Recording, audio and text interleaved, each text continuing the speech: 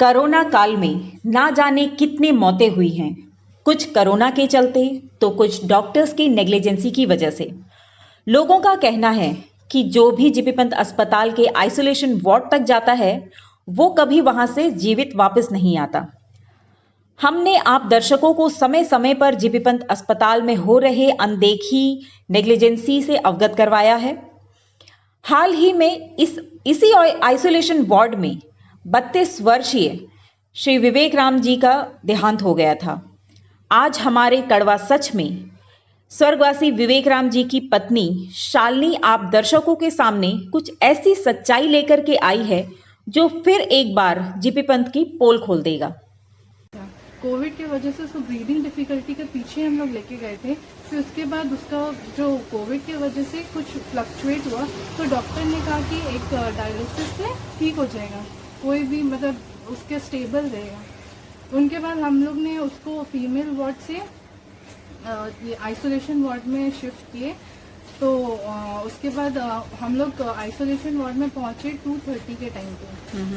2:30 के टाइम में हम लोग वो जो डोर है उसके वहाँ में हम लोग बैठे थे। इवन मेरे हस्बैंड भी व्हील चेयर में बैठे हुए थे।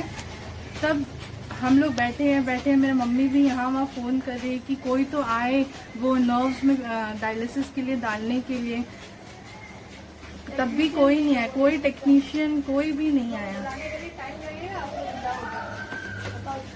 कोई भी टेक्नीशियन कोई भी नहीं आया। हम लोग वेट कर रहे थे कि आएगा। 8 फिर फोन करके बोल नहीं हम लोग 8 बजे आएंगे। 8 बज गया, 10:30। वो मेरे से पूछता था शालू कब मेरा डायलिसिस कब शुरू करेंगे कब। अब एक पेशेंट इतना तकलीफ में विद ऑक्सीजन वो व्हील चेयर में इतना घंटा बैठा है। हम किसी को ब्लेम नहीं करती है, हम ये चाहती कि कम से कम इस तरह चीज और रिपीट ना हो। तो हम तो जो खो दी वो सेकेंडरी है। इतना देरी बैठने के बाद वो मेरे से पूछ रहा था शालू मेरा बॉडी पेन होता है, इन लोग कब मेरा डायलिसिस करेंगे, कब मेरा करेंगे, कब शुरू करेंगे। जब वो एकदम अपना बॉडी छोड़ दिया उसका बाद उसको अंदर लेके जाके 10 o'clock जो पेशेंट बैठे हैं 2:30 से 10 o'clock जाके उन लोग उसको अंदर लेके गए। वो भी बिस्तर में लेटा है। उसके पहले वो व्हील चेयर में वहीं में बैठा हुआ था। वो चल के गया, वो चल के सारा काम चल के करा, वॉशरूम चल के गया, हर चीज वो चल के करा। ऐसा नहीं कि वो एकदम बीमार था, मतलब वो बहुत दिन से। कितना जन तो मेरे को घर आके बोलते कि हम लोग तो अभी थोड़ा दिन पहले उनसे बात करें। मतलब इतना। फिर उसके बाद डायलिसिस लेके गया, वो सपोर्ट नहीं कर रहा था क्योंकि वो इतना रेस्टलेस हो गया था। सुबह से बैठे उसका बॉडी, जब वो पूरा अपना बॉडी छोड़ दिया उसके बाद उसको इंजेक्ट करके डायलिसिस के लिए शुरू कर रहे थे तो उसका बॉडी रिस्पॉन्ड ही नहीं कर रहा और वो उसका ड्रॉप पल्स रेट और सब कुछ हार्ट रेट सब ड्रॉप हो रहा था। उसके बाद हम डॉक्टर को बुलाती क्योंकि हम उसका वजह से हम भी एडमिट हुई थी कि कम से कम आइसोलेशन में किसी को जाने नहीं देते। वहाँ आइसोलेशन मत एकदम आइसोलेट।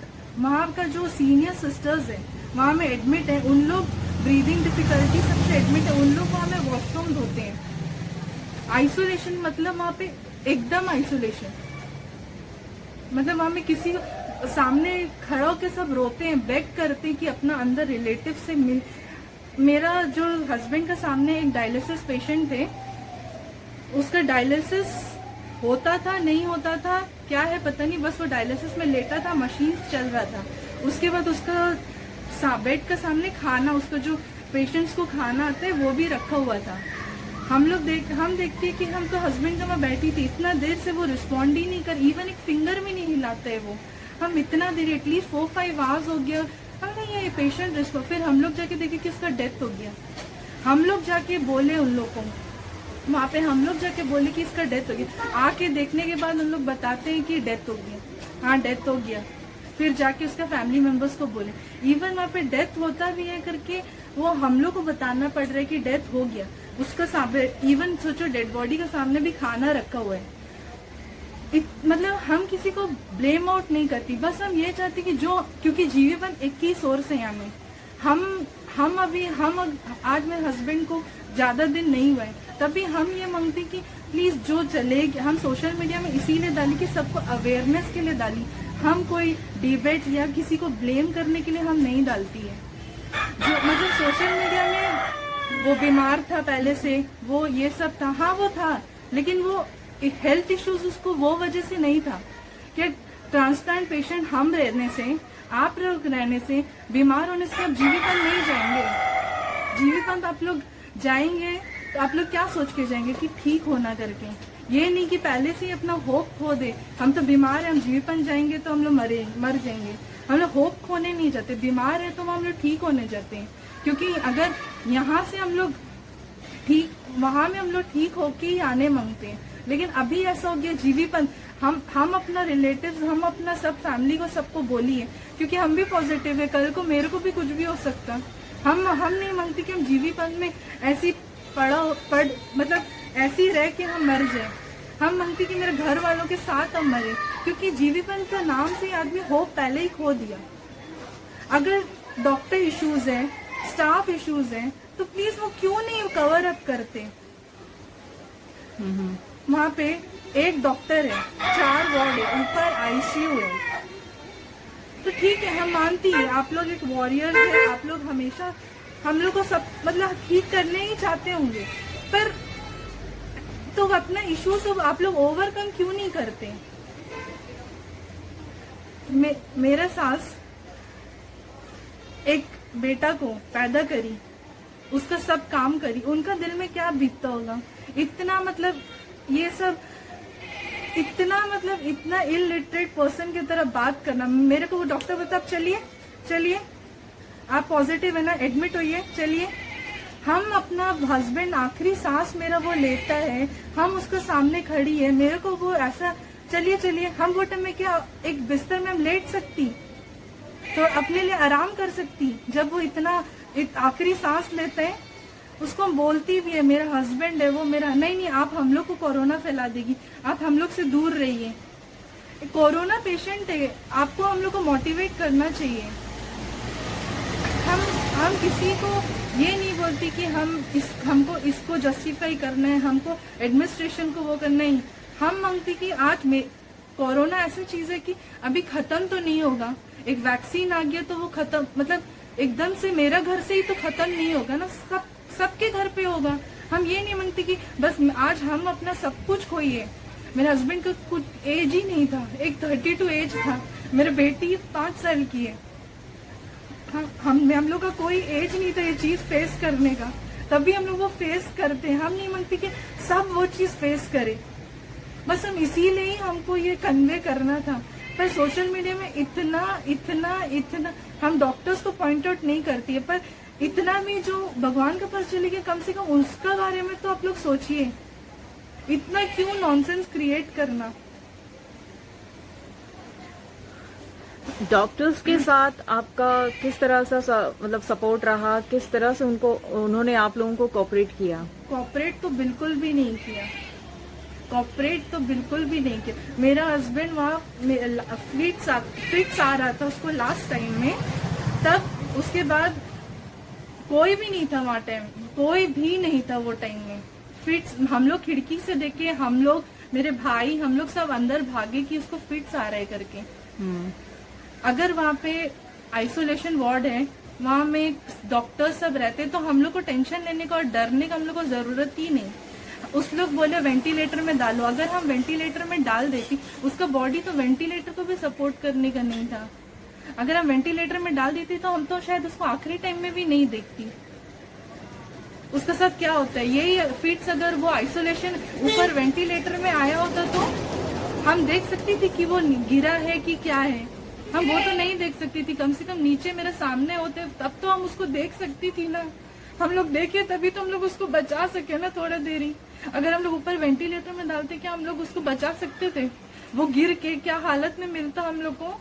वहाँ पे बस यही है, डेथ हो गया, आप अपना बॉडी ले जाओ। कोरोना है मतलब एक कोरोना तो सबको होगा, ये तो अभी पूरा इंडिया में है, तो इससे क्यों इतना डरना। आज मेरा साथ हुआ है, कल किसी का साथ भी हो सकता, तो उससे अपना डॉक्टर क्यों बनते हैं? डिग्री लेने के लिए क्या? सिर्फ एक ह्यूमैनिटी भी तो अंदर होता कि सामने सांस लेता है वो आदमी आखिरी सांस लेता है, वो भी तो किसी का बाप है, किसी का माँ, किसी का कोई भी है, आदमी है, कुछ भी है। कम से कम ह्यूमैनिटी का नाते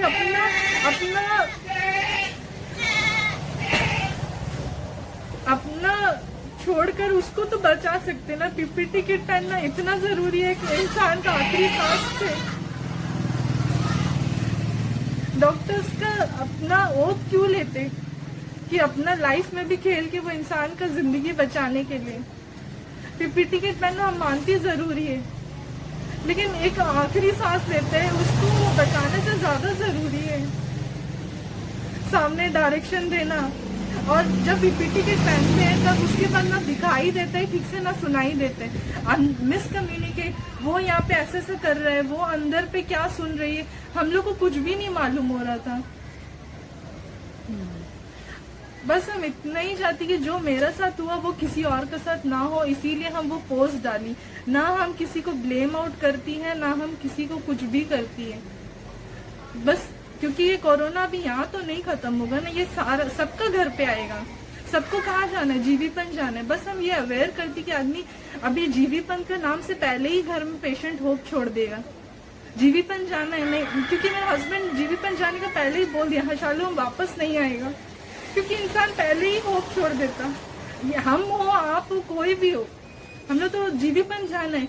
हम तो बोले कि कभी नहीं, मेरा जो चले गया वो चीज कभी मेरे लिए वापस नहीं आ सकता। जो खत्म मतलब मेरा जो जिंदगी का जाना था वो चले गया, लेकिन हम ये चाहते कि मेरा जो दर्द है वो सिर्फ हम ही अभी बता सकती है।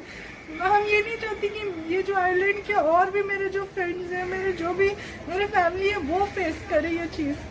और जो भी मतलब हम किसी को ब्लेम आउट करने के लिए यहाँ नहीं बैठी है, क्योंकि हम सब अपना फील्ड में कुछ ना कुछ होगा, प्रॉब्लम्स होगा। क्यों वो इशू आउट को क्लियर करते नहीं, और क्यों किसी का लाइफ से खेलते? उनके लिए तो सिर्फ पेशेंट है, लेकिन हम लोग के लिए तो पूरा लाइफ है। वो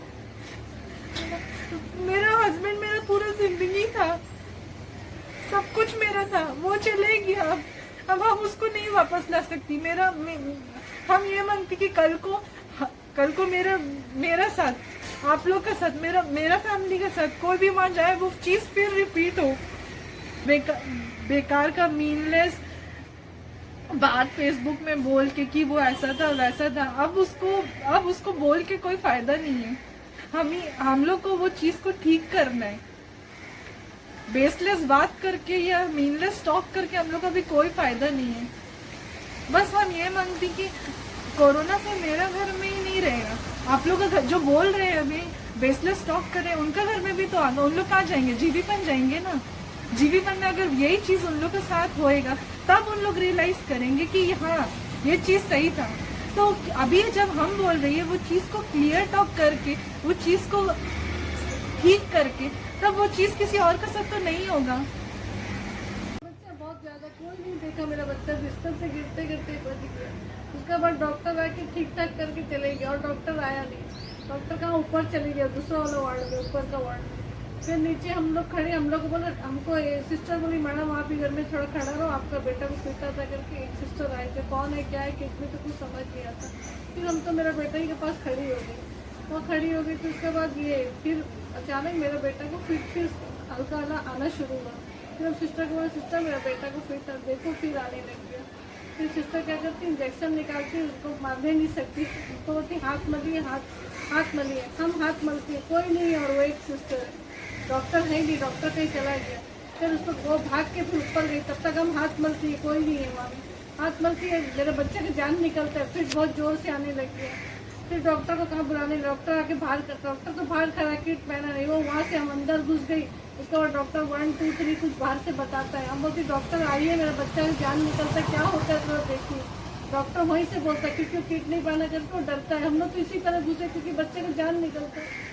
तब बच्चा का जान ही निकल गया, अरे बच्चा हाथ में हम लोग का सिस्टर सुई इंजेक्शन हमको बोलती मलो, मारती है, कुछ नहीं। फिर डॉक्टर आया 15 मिनट बाद किट पहन के, 15 से 20 मिनट बाद किट पहन के आके ECG लगाता है मेरा बच्चा को। तब फिर हम अंदर घुस के बोलिए, फिर हमको बोलता है बाहर जाओ।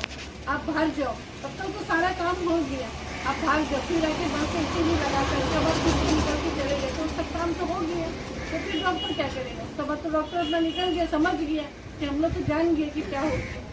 इस तरह हालत है वहाँ, आँख के सामने हाथ में एक अम्मा का हम आगे भी अपने बच्चे को मेरे क्या करें, क्या बोला और एकदम इसको बंदे को छोड़ता है, एक बार एक फिट आया तो थोड़ा दूर देखता तो क्या नहीं जाता, थोड़ा देर अंदर आता तो सिस्टर का भरोसा नहीं, सिस्टर आती रुकती, फिर वो ऊपर भी देखती नीचे, एक डॉक्टर नीचे के लिए है ही नहीं।